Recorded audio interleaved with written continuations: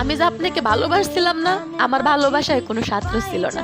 আমি জানতাম শেষ পরিণতিতে কি হইব, জানার পরও বারবার আমি আপনার কাছেই ছুটে আসছি। কেন জানেন? কারণ আমি আপনাকে মন থেকে ভালোবাসছিলাম।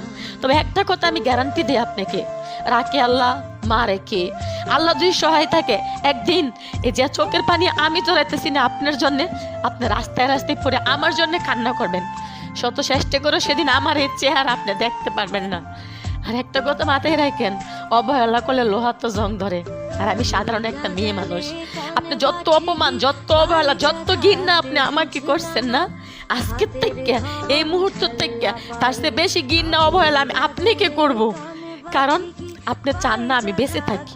আপনি সেকেন্ডে সেকেন্ডে আমাকে অপমান করেন যাতে আমি মরে যাই, কিন্তু আমি মরবো না। আমি মরবো না। আমি বেঁচে থেকে দেখায় দিব সবাইকে, মানুষ ছাড়াও মানুষ বেঁচে থাকতে পারে। আমি বেঁচে থাকবো।